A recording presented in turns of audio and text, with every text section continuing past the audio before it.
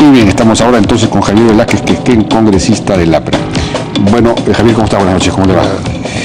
Hemos escuchado a Sergio Tejada y él lo que dice es que en ninguna parte, en ningún reglamento, en fin, se exige a la comisión o a la megacomisión enviar un pliego interpelatorio a Alan García, y él considera que lo que se le envió comunicándole los temas generales, satisface, digamos, las necesidades del debido proceso, que en ninguna parte se exige algo detallado, un pliego interpelatorio, y que por otro lado no hay imputaciones, es decir, tampoco se le puede hacer llegar los cargos de los que se le acusa, puesto que es una megacomisión investigadora que está investigando, que no está todavía, digamos, encontrando imputaciones específicas.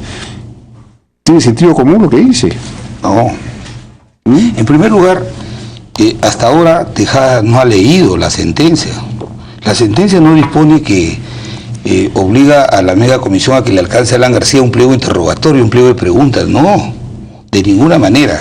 Lo que la sentencia ha determinado y ha declarado fundada es que el principio del debido proceso tiene que tener garantías mínimas. En el caso del Congreso, la tutela tiene que ser más reforzada porque el Congreso no hace función jurisdiccional, sino hace control político. Entonces, quienes administran esta supuesta, llevan adelante esta investigación, son adversarios políticos. Entonces, el tribunal ya se ha pronunciado en el sentido de que Tejada confunde pliego interrogatorio con que la megacomisión, en la sentencia Tineo Cabrera dictada el año 2012, el Tribunal Constitucional ha establecido que para que una persona, cuando es investigada, para que pueda responder ante la investigación, tiene que conocer los hechos por los cuales se le investiga, en detalle. Te lo explico cómo es.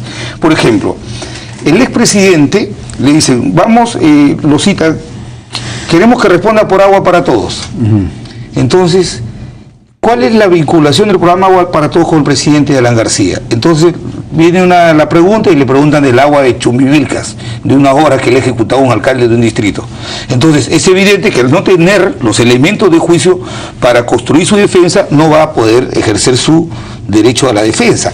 Lo que ha dicho la sentencia, lo que dice la sentencia es que la garantía mínima del debido proceso tiene que ver con que la comisión le haga conocer a Alan García, que tiene la condición de investigado, los hechos por los cuales se le investiga para que él pueda hacer su defensa. No habla de pliego interrogatorio. La sentencia dice, procede a citar al actor con el mayor detalle posible sobre los hechos que consideren. Exactamente, detalle de los hechos. Pertinente respecto a las posibles conductas ilícitas. Exactamente. Ya sean penales o infracciones constitucionales que ingresen en materia. O sea que se está, lo que dice Tejada es que en realidad, al investigar todavía no hay, digamos, presunciones de actos ilícitos, sino temas generales. Eso es su respuesta. A mí me preocupa Tejada la conducta, porque él cree que los peruanos no reflexionamos. ¿Acaso él no ha procurado 2 informes imputándole a Alan García que en el caso de las conmutaciones, que su investigación que él ha realizado, su informe personal que él hace, dice que Alan García es parte de una asociación ilícita para delinquir? ¿Lo ha hecho también en el tema de Business Track o no ha procurado un informe de esa naturaleza? Esa no es una acusación. Esa no es una imputación. En el caso de Alan García, él lo vincula a través, en el caso de las obras de agua de agua para todos, de agua para todos, y también de los decretos de urgencia famosos. Lo acusan de responsabilidad política por el lado de los decretos de urgencia, pero me imagino que no lo acusan por las decisiones, digamos, los ilícitos que se puedan haber cometido en la ejecución misma de las obras. Mira, todo ese proceso está preñado de irregularidades, porque un estudiante de Derecho sabe que a un gobernante que suscribe una norma no se le puede castigar por expedir una norma.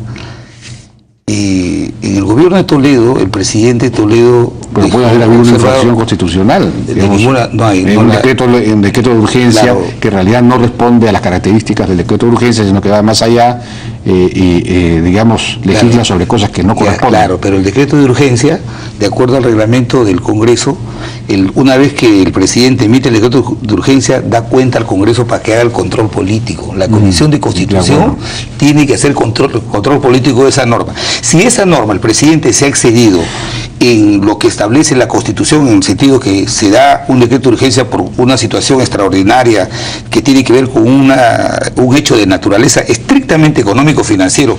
Si la actuación del jefe de Estado se sale de ese marco, para eso está el Congreso, para hacer control político, deroga la norma, o sea, ataca la norma.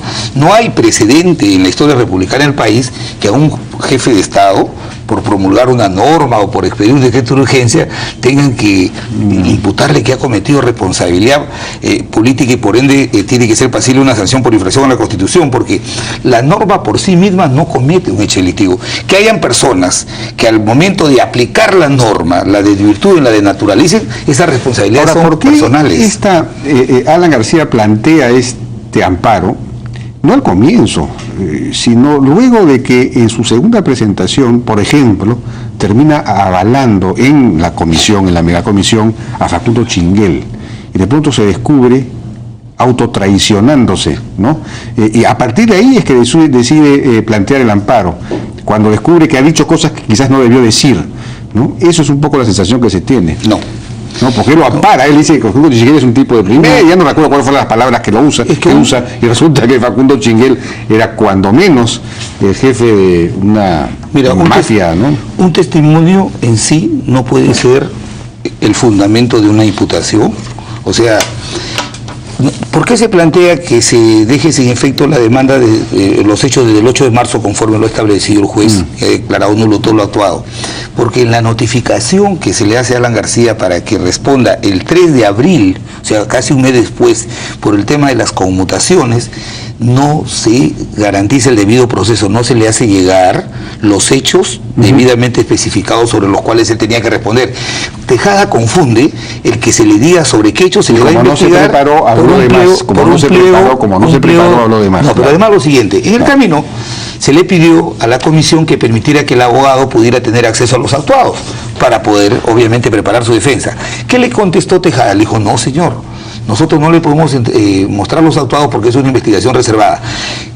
El juez constitucional ha dicho que la reserva de la investigación opera para terceros, no opera para la parte investigada, y está disponiendo que la media comisión tiene que reconducir el proceso dándole esta garantía mínima. Ahora, el tema de el caso de Canseco, que ha sido citado también ahora, por ejemplo, por Otárola, ¿no?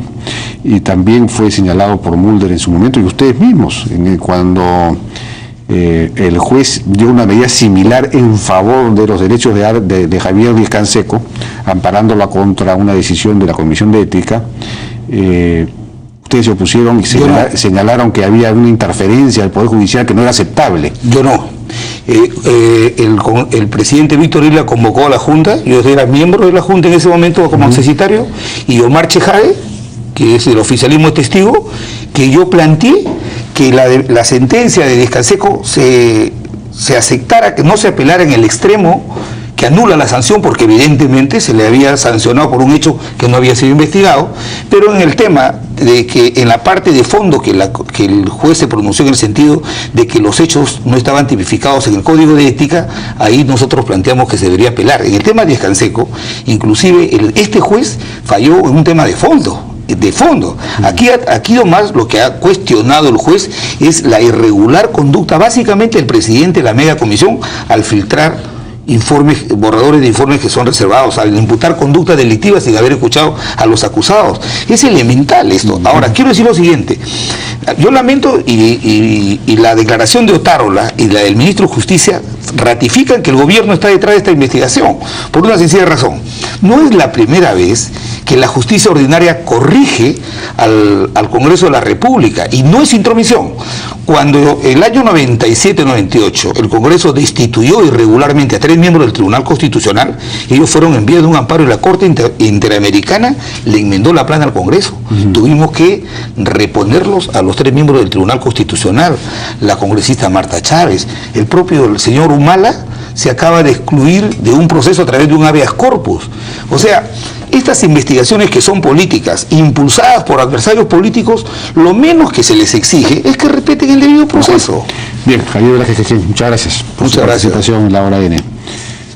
Vamos a ver qué pasa pues con este asunto. Vamos a una pausa y regresamos ahora con Alfonso García Miró, presidente de la CONFIEP, para comentar este discurso realmente importante de Ollanta Humala, del presidente Humala, en la clausura de Perumín en Arequipa. Regresamos.